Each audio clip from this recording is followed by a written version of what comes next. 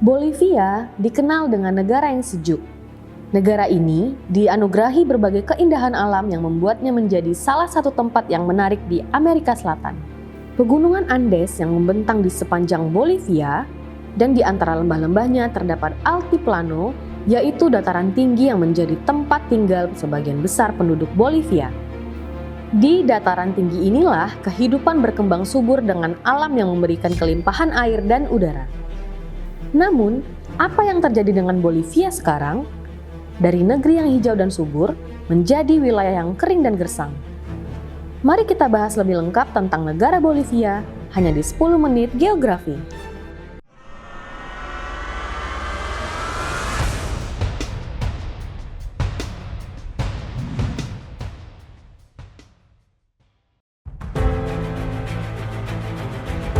Bolivia memiliki nama resmi negara plurinasional. Bolivia adalah sebuah negara terkurung daratan yang menjadikan Bolivia tidak memiliki wilayah perairan laut.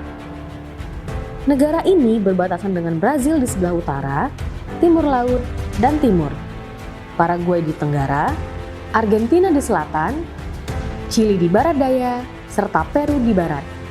Sepertiga wilayah dari negara Bolivia terletak di pegunungan Andes.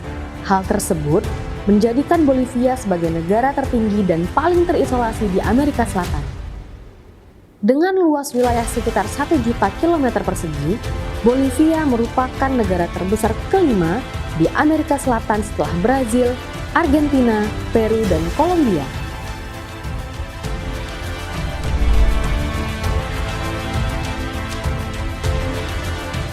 Negara ini mempunyai jumlah penduduk sekitar 12,4 juta jiwa, di mana 20% dari populasinya adalah ras pribumi dan sekitar 68% merupakan ras mestizo atau orang-orang keturunan Eropa dan pribumi Amerika, dan sisanya dari etnis lainnya. Konstitusi Bolivia mengakui 36 bahasa resmi selain bahasa Spanyol. Namun, bahasa Spanyol merupakan bahasa yang banyak digunakan di negara ini.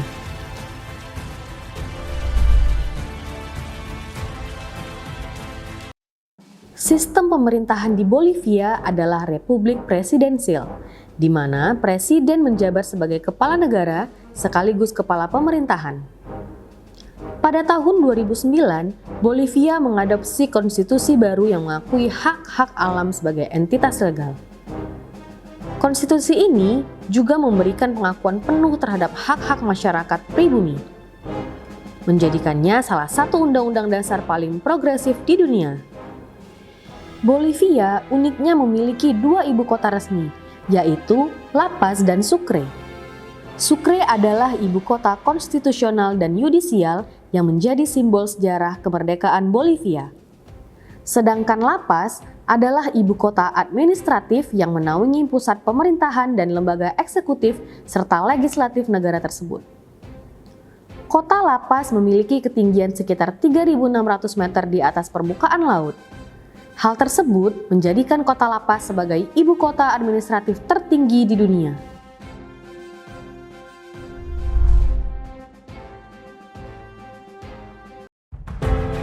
Bolivia adalah negara berkembang dan merupakan negara termiskin kedua di Amerika Selatan setelah Venezuela.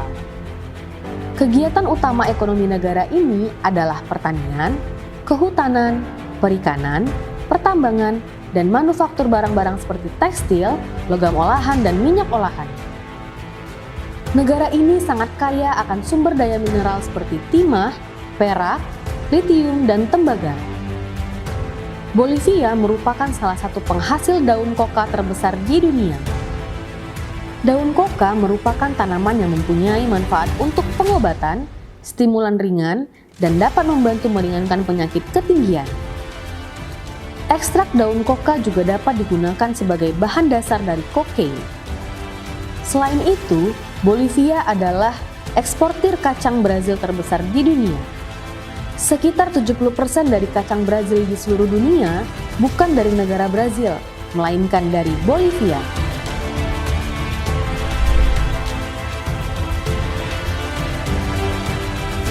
Salah satu ikon terbesar di Bolivia adalah Danau Titicaca.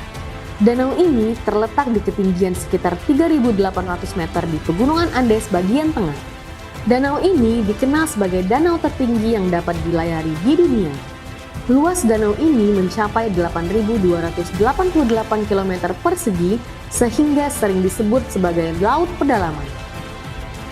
Bagi masyarakat adat Aymara dan Uros yang tinggal di wilayah tersebut, Titicaca adalah jantung kehidupan. Mereka bergantung pada perairannya untuk memancing, bertani, dan menarik wisatawan. Setiap hari masyarakat sekitar menggunakan air danau untuk mengairi ladang, menangkap ikan, dan menghidupi keluarganya.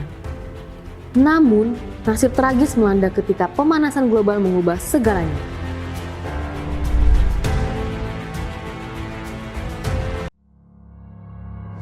Danau Titicaca yang dulunya dipenuhi air jernih dan segar, kini mulai surut ke tingkat yang mengkhawatirkan.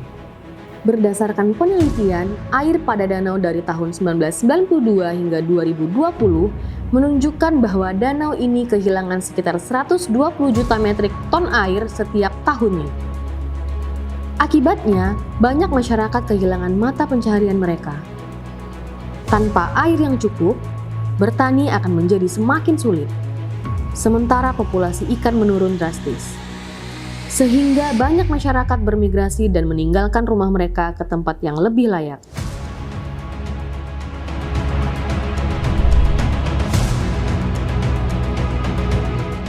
Bukan hanya Danau Titicaca yang mengalami kekeringan atau krisis air di Bolivia. Danau Pupo yang dahulu merupakan danau terbesar kedua di Bolivia setelah Titicaca juga mengalami nasib yang sama. Dulunya, danau ini menjadi tempat pertemuan berbagai spesies flora dan fauna, serta sumber mata pencaharian bagi ribuan penduduk yang tinggal di sekitarnya. Pada tahun 1986, Danau Pupo membentang sekitar 3.500 km persegi. Kini, apa yang tersisa dari Danau Pupo hanyalah dataran garam yang kering. Hampir seluruh air yang pernah mengisi danau ini telah hilang menguap akibat suhu yang semakin panas dan curah hujan yang semakin sedikit. Perubahan iklim bukan satu-satunya penyebab air danau menghilang, tetapi ulah manusia juga yang memperburuk keadaan. Selama beberapa dekade terakhir, sebagian besar sungai Desa Guadero dialihkan untuk irigasi, sehingga air yang tersisa untuk mengisi danau menjadi lebih sedikit. Itulah yang menyebabkan dua danau ini menjadi kering.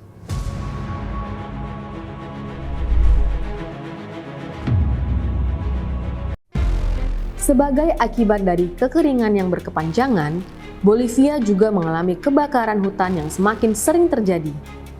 Pada September tahun lalu, Bolivia terpaksa mengumumkan keadaan darurat setelah kebakaran hutan melanda negara tersebut secara terus-menerus.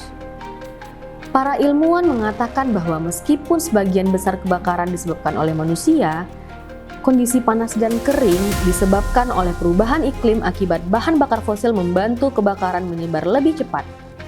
Kebakaran hutan ini bukan hanya menghancurkan hutan dan lahan pertanian, tetapi juga memperparah masalah kekeringan.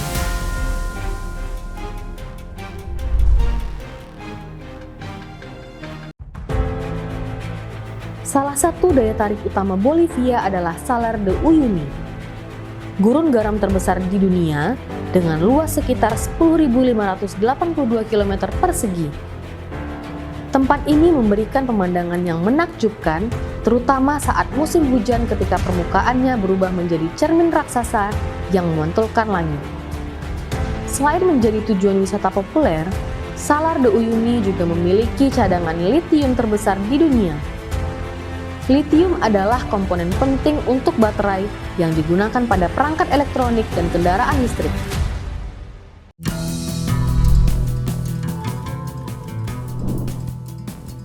Bolivia adalah negara dengan banyak hal untuk ditawarkan, dari keindahan alam yang luar biasa hingga kekayaan budaya dan sejarah yang mendalam. Meskipun Bolivia sedang mengalami kekeringan dan pemanasan global yang cukup parah, Bolivia tetap menjadi salah satu destinasi yang wajib dikunjungi bagi kalian yang ingin mengeksplorasi keunikan dan keindahan negara tersebut. Semoga video ini dapat bermanfaat dan menambah pengetahuan bagi kita semua.